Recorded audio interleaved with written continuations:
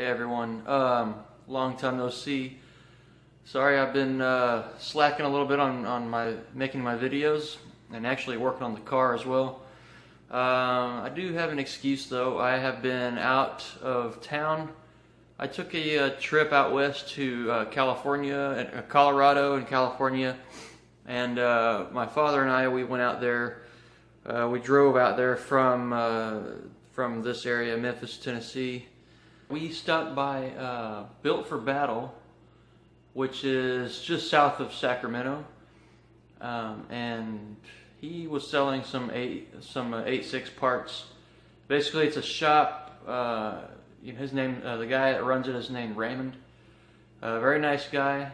Picked up some air conditioning parts from him. What they do is they looks like they specialize in drift, setting up your car for drifting events and things like that.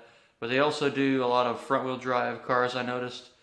But he does have a couple of 86s in there, if I remember correctly. Basically, and then when I finally got back home, worked on the 86 a little bit. We're going to get this thing on the road. So what we're going to do now is set the timing, and we will put some fluids in the car, like transmission fluid, differential fluid. I've already bled the brakes, so I won't have to torture you with that. So hopefully we'll get the car running, or get the car on the road later on in this video. So stay tuned.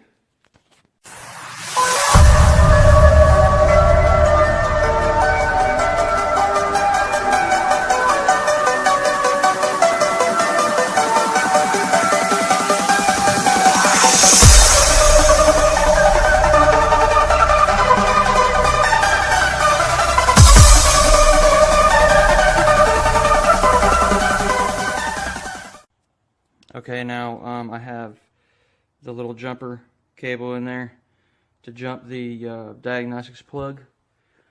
Alright, sorry guys, I couldn't adjust the timing or move. I have to rotate the distributor and hold the timing light and see that. I couldn't do that at the same time, so I've already rotated the distributor counterclockwise, and we'll see what kind of result we got.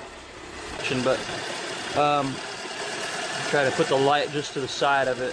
See where the 10 degree is, the 10 mark, and you can see the little notch in the crank pulley.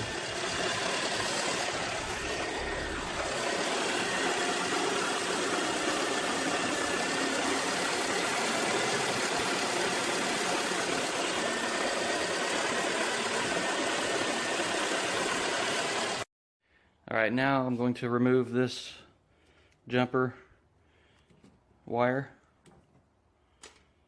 from the diagnostics plug. Then we're going to go and start the car again, and the timing should be around the 15 mark. It's supposed to be 16, but set on the 16 without it in diagnostics mode. So hopefully we'll get that result.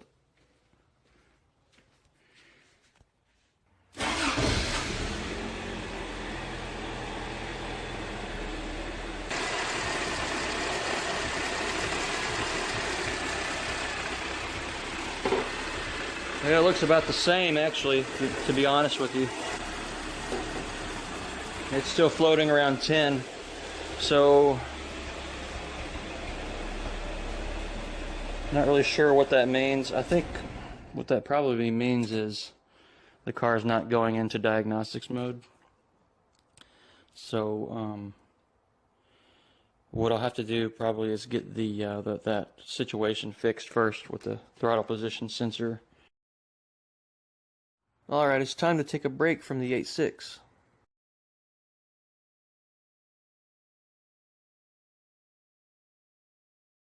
Alright, we're going to be, actually we're going to be driving in the Lambo right now. I'm just going to give a little intro to the next segment. This is my wife, Sunny, if you were wondering. Yes, I am married. No, I'm just kidding. Anyways, yeah, so she's gonna be holding the camera for a minute while I blab on about what's gonna be happening with the 86.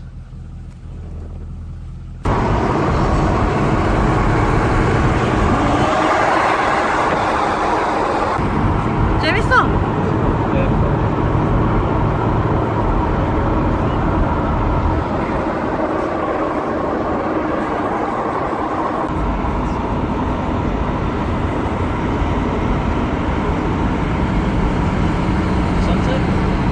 예쁘다.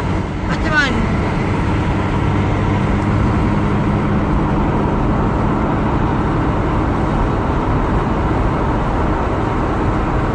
그냥 나는 봐 예뻐.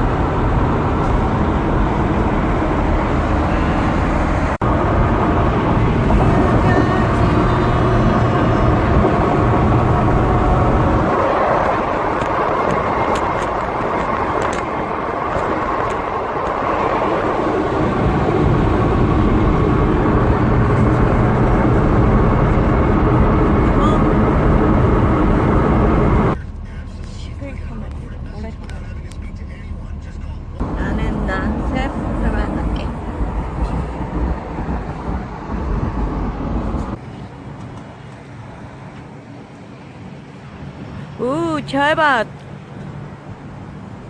아, 언제 타이어 저기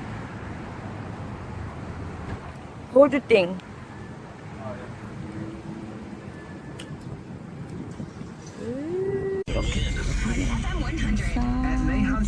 Not much head clearance. We handle serious car and truck wreck cases all day, every day. We invite you to call us at 683-7000 or visit our website at NS.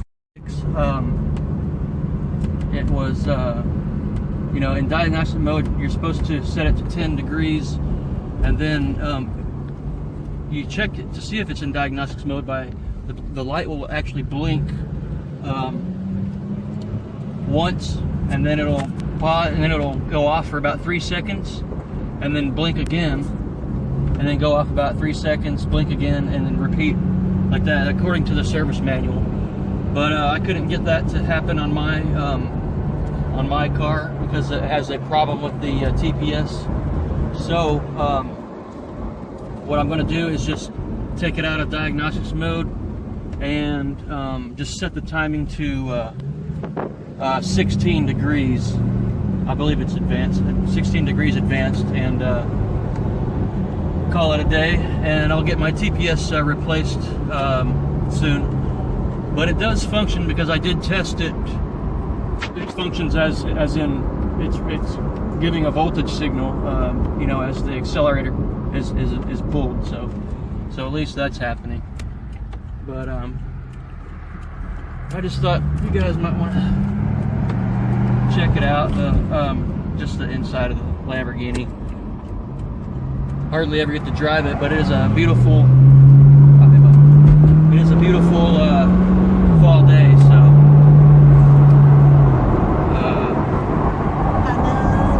Check it out. Hopefully my wife's being a good cameraman, I don't know. Or camera woman, I should say. Alright. But hopefully in the next 3 seconds or so we'll be driving the 86. We'll see you then.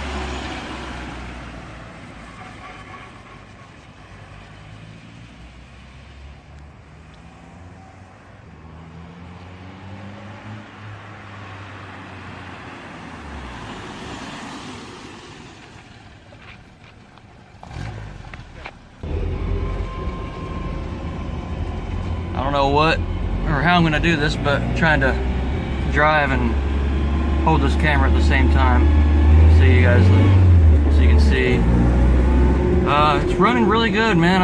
I really feel like I like these. Well, I can't really tell about these gears, but first gear actually gets you going, so that's nice. Instead of it just kind of being worthless. I don't have my speedometer cable hooked up yet, but I will do that soon. Let me go around the block here.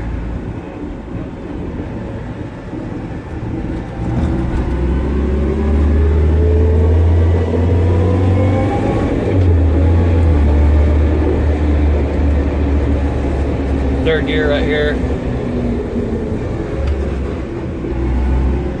Downshift to second.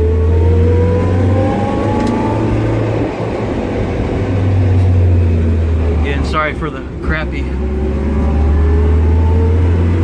camera work, but it's kind of hard to drive a manual transmission and drive at the same time and hold the camera too. But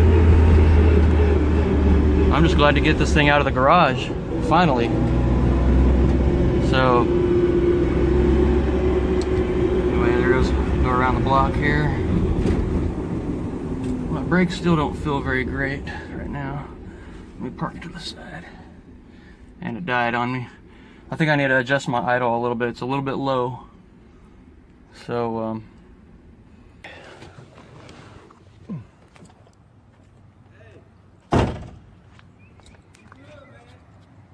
what's that? Oh. Yeah. Thank you. Still got a long way to go, but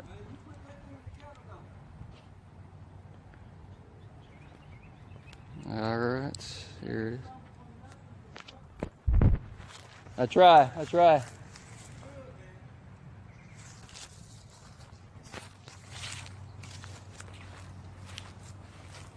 And there it is.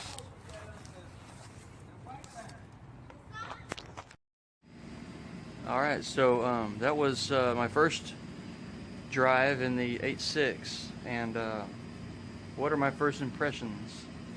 Well, I'm pretty happy, to be honest with you. I was kind of worried about the car feeling really sluggish because of it's just got the you know, the 16 valve blue top in it, which is like what, around 100 horsepower or so, maybe 100 foot-pound torque, maybe a little bit more than 100 horsepower, but not much. So I was a little bit worried about that. And then with me putting the 373 gears in, I was really kind of thinking maybe that would, hopefully that wouldn't bog it down. But man, to be honest with you, driving, I only got it into third gear, but and that was just barely got into third gear because I ran out of road. I just stayed in the neighborhood, and